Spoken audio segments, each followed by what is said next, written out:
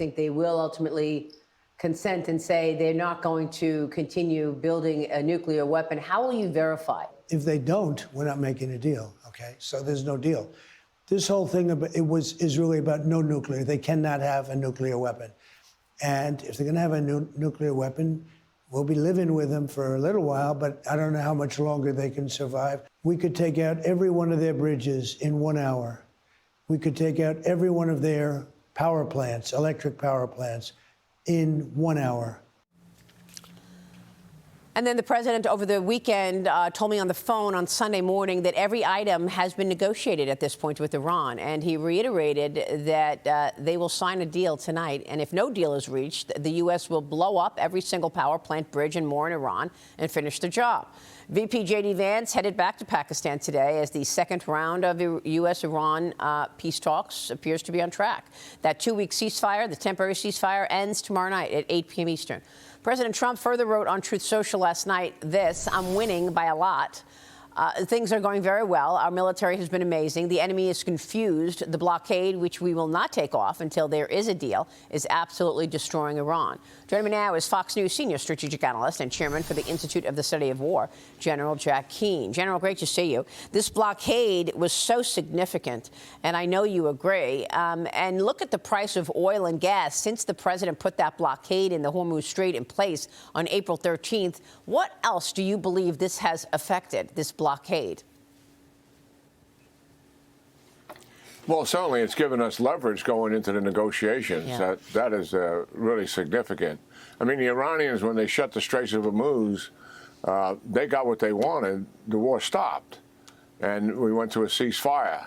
I think coming into these negotiations, clearly there's disagreement within the leadership of the Iranians. You see Galibaf, who's on the political side, wanting to make more concessions. Vahidi, who's on the IRGC military side, who has holding most of the cards here and power because he has the guns, seems to be much more of a hardliner. They're both hardliners for sure, but they're going into the negotiations. I think what they want to do is make some real concessions to the United States, enough so that they have to go further on in discussions and extend the ceasefire and delay this. And possibly get more concessions out of the United States in doing that. I think that's likely their strategy, don't know for sure, but speculating based on the history here of how they love to drag out negotiations. So the two sides will meet, it looks like.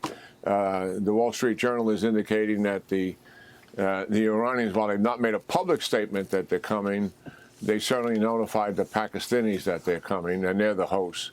I think they may bring a larger delegation this time, because the last time they weren't able to make any decisions. I suspect they need to make some decisions in front of the Americans as opposed to rushing home to check signals again. So if these discussions are going to be meaningful, they're going to have some decision makers there. But look at the president's got a lot of wind at his back here.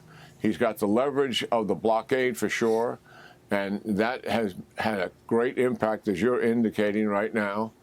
In terms of oil prices, but more importantly, what we have done here in the blockade, what it's about, is shutting down all of Iran's exports.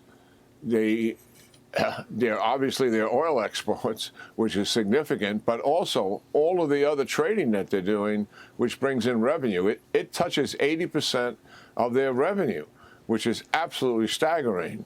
And the other leverage we have going into the talks, and significant, is the threat of return to full combat operations. And the president doesn't seem to indicate any hesitation about that at all. If we don't get a deal, we're going back into combat operations, and the blockade will stay in place. That's right.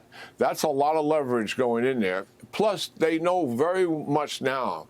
Listen, the last couple of weeks, they're obviously be able to move freely. They're able to talk to all of their subordinates. Yeah. They're able to visit certain things and make an assessment. They know, Maria, how much damage has really been done to them. It's no longer watching international reporting and getting generalities. They have the specifics. Yeah. And that is significant. And that's another pressure point that's on them as well. Yeah, and the president keeps saying, look, we destroyed their Navy, we destroyed their armed forces, but Iran wants these sanctions lifted. Obviously, it's killed their economy. The U.S. sanctions that have been put in place, now Bessent, the Treasury Secretary, is threatening secondary sanctions. Do you advise that the U.S. should, in fact, follow through and lift any of these sanctions on Iran? Should they actually agree to all of this? And what about China's role? Because, you know, there's this post that an Iranian cargo ship, which was taken into control, taken by the U.S. just this week by the U.S. Navy Marines, was loaded with all these dual-use materials, which could be used in production of ballistic missiles. So, I mean, China's President Xi Jinping had a phone call with the Saudi Crown Prince Mohammed bin Salman yesterday. He's calling for a, quote, immediate and comprehensive ceasefire in the Iran conflict and for the Strait to open. As new U.S. intelligence finds, Beijing is considering giving Iran advanced X-band radar systems, which would significantly improve Tehran's ability to track incoming threats. But President Trump told me last week in my interview that he sent a letter to Xi asking him not to send the weapons, and Xi sent him a letter back saying that he's not sending weapons. And then I asked the president also last week if, in fact, he was getting pushback from the Saudis or from the Chinese in terms of the blockade in the Strait. He said no pushback. But that Iranian cargo ship that was seized apparently had all of these Chinese dual-use ballistic missile production items on it. General, your thoughts there? And, of course, I want your guidance on whether or not Iran walks away and gets these sanctions lifted. Yeah, well, certainly, our demands are pretty formidable. I mean, we want them to give up the enriched uranium, dismantle all of their capabilities to enrich uranium, and we'll have to be there to verify that. And certainly, we don't want any enrichment to take place inside of Iran.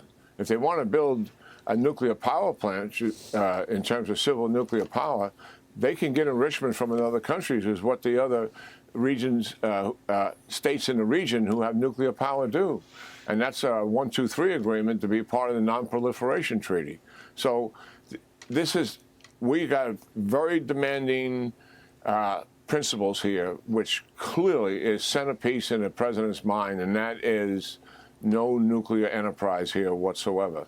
The second thing is removal of certainly their hold on the Straits of Hormuz and a public declaration to that. Right.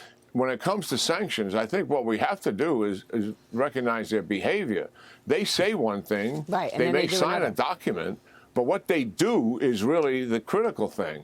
We have to have anytime, anywhere inspections, but we don't remove sanctions until we are able to verify that there's actually behavior change. And that would be sometime down the road. It's not going to happen immediately. We have to see that with our own eyes, that behavior is changing. China is all in here trying to help the Iranians. Yeah. There's no doubt about it. They helped them recover their ballistic missile program after the 12-day war. They have been trying to assist them during this time frame. Yeah. And listen, they are their main financier. 90% of Iranian oil is sold to China. Right, exactly. That's their financier. Yeah. Well, I love what the president has done. Technologically, and they're financing them. I love what the president has done, strengthening the U.S.'s hand before he goes into this meeting with Xi Jinping on May 14th. But you're right, and I suspect the president knows all of that in terms of who China really is. General, great to see you as always. Thank you, sir. We appreciate you. Yeah, great talking to you, Maria. Thank you. General Jack Keane. We'll be right back.